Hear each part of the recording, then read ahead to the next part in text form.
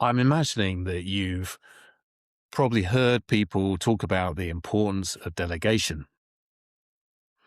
And yet, at the same time, you kind of know you should be doing it, but you typically are not. And perhaps that's because you have this fear of losing control, or maybe actually you've tried delegating and it didn't really work.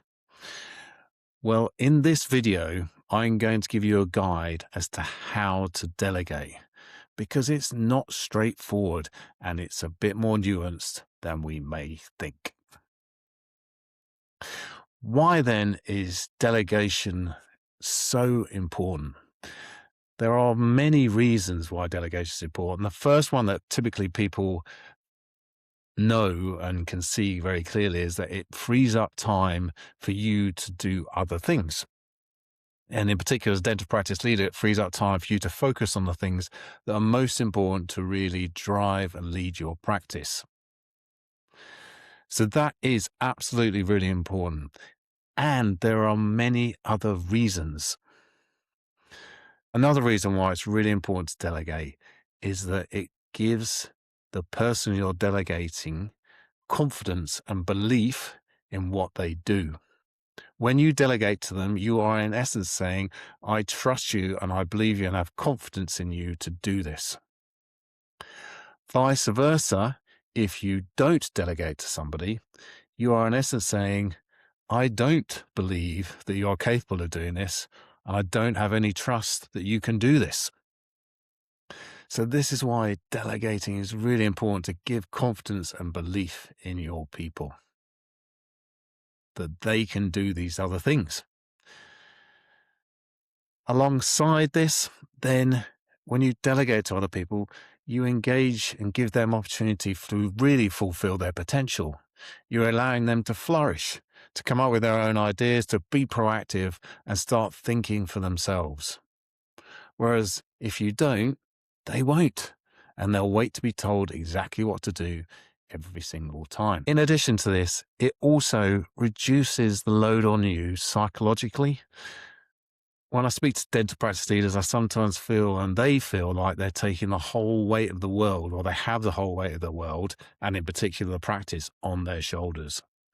By delegating effectively, we can really offload some of that. It's not to abdicate, but we can certainly share some of that load with the people in our team. So these are the reasons why delegation is just so important to spend time on and to master how to delegate.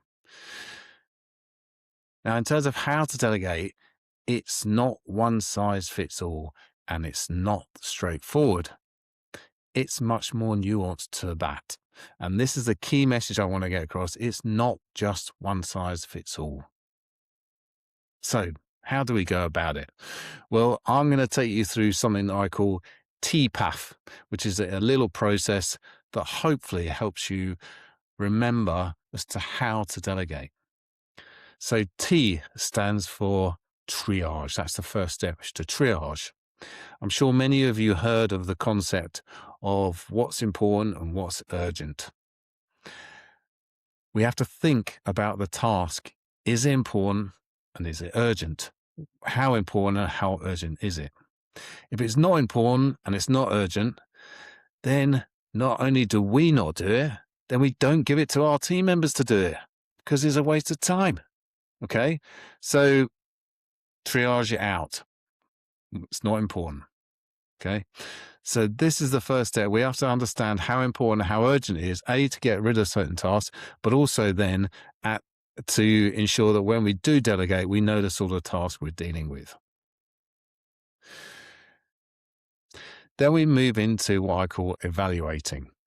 And evaluating is about evaluating whether it can be done either by technology or by someone else outside of the organization. So can this task actually be done by technology or someone outside this organization? Because a lot of tasks, they may be very repetitive, very boring, not interesting for people. And actually, do you really want to be giving that to your own people to do? A lot of times these days, Technology allows us to do some of these really repetitive, boring tasks. So really think about that. Can it be, in essence, outsourced to someone else? So evaluate if the task can be outsourced to somebody else. And if it can effectively, then great, outsource it. This then narrows it down to having specific tasks that then we want to delegate.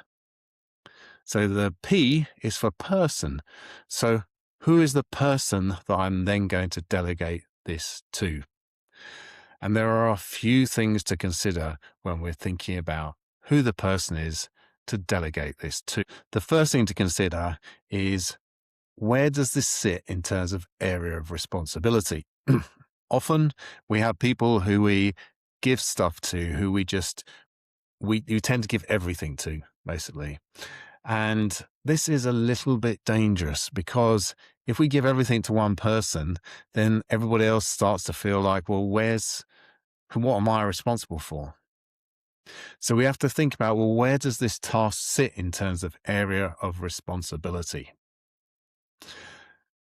Okay, so where does it sit in terms of area of responsibility? An example could be, you've noticed that the number of new patients coming into the clinic has dropped a little bit. So, okay, I want someone to look into this and to figure out why this is. Typically, we would do this perhaps ourselves, think it's something we got to do, but why not delegate this? Now, do I give that to the practice manager, or do I give it to a TCO, for example, if you have a TCO? Now, this may depend on what the area of responsibility is. And if the TCO is responsible for overall patients coming into the clinic, then really it should sit with them rather than perhaps the practice manager, who may be the person you typically delegate most things to. So make sure it fits within the area of responsibility that's aligned to that. Otherwise, you start to really muddy the waters in terms of areas of responsibility. So that's the first one. Then, in terms of who to delegate to, what is their level of competency? How good is that person like to be at doing this task? What is their likely desire to want to do the task? So it's how capable, but also how much will they want to do this task? That's the third thing. So what's their desire? And then what's their capacity? What capacity do they have to actually do that? You can't just keep chucking things to people and filling up their bucket and thinking it's never going to overflow, because it will, and that will have an effect on that person. And perhaps there are other people where they don't have such a full bucket. So what capacity is available is another important point. And then finally, we also have, what's their natural personality? What's their natural kind of style? And does this fit with the task that you're looking to delegate? So these are the 5 things to think about. What's their area of responsibility? What's their competence? What's their desire for the task? What's their capacity do they have available? And what is their natural personality? And how does this fit for the task at hand? Now, it's not to say that all these are going to be perfect for everything, but just consider all these things, because this will then actually help you when it comes to how you delegate the task. Okay, so how do you go about delegating the task? What is going to be your approach? So that's the A in TPAF, is for approach. So what is going to be your approach for delegating the task? Now, I think there are some specific things that's really important to always do when you delegate a task. Explain why. Really, really important. Explain why you're asking this person to do this task. Make sure it is time bound. Have absolute clarity on when you want the task to be done, because this will be very different according to the person. As to, for example, if you say, I want it done urgently, that could mean very different things for one person for another compared to another person. Do you mean 30 minutes? Do you mean 5 minutes? Do you mean an hour? Do you mean 2 hours? But be specific about the time-bound nature when you are delegating. Always make sure you clear on when you're going to follow up and how you're going to follow up. That's another thing to do when you delegate. And then finally, just really be open to dialogue. Okay. So these are key things when it comes to how you're going to delegate. There are then kind of 4 things to consider about how you actually approach the delegation. The first one is around what I call task versus responsibility. How much are you going to be very specific about the task versus how much are you going to give broader responsibility? Now, if you've got somebody who's highly competent, who really wants to do it, naturally suited, sits in their area of responsibility, this is probably something where you can keep it more broad responsibility. Whereas when they're less experienced, less competent, less desire, you probably want to be a bit more specific about the task involved, the specific task you want them to do. Okay. So area of responsibility versus being task specific. Consider how are you going to approach it from that point of view. And then coaching versus telling, which is a little bit related to the first one. So how much are you going to tell the person exactly what to do? So do X, Y, Z. So you're being very specific and you're telling the person what to do. Whereas if you coach, you're saying, okay, I want you to analyze and give me a report as to why this is happening. You can then coach, meaning you can ask questions around that. So how are you going to approach this? What will be your method?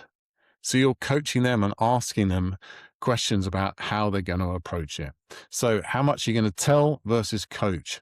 The more you coach, the more you're giving ownership to the person. And where they have capability and desire, the more you can do that, the better it's going to be because they will own it. How much do you follow up is the next one. How much do you follow up versus leave alone?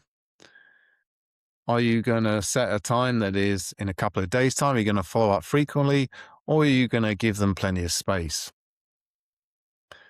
The last thing then to consider in your approach is their personality profile. You want to communicate in a way that's going to effectively communicate to that style. For somebody who's very direct and to the point, you want to be direct and to the point. Be absolutely clear. And this may also affect other elements of how you approach the conversation. But when you're communicating, think about their style and how you can meet that style. So that's the last piece.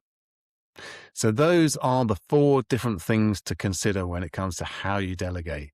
Are you going to be more task orientated versus giving broader responsibility? Are you going to tell or are you going to coach? Ask lots of questions to help them figure out for themselves. What's the type of follow-up that you're going to put in place for this specific delegation? And then finally, what's their personality profile and communicate in a way that meets their style? So these are the 4 things to consider about how you approach it. And they'll all be based on the previous things that we discussed around the situation for the delegation. So once you've actually delegated the task at hand, the final bit of TPAF is the follow-up.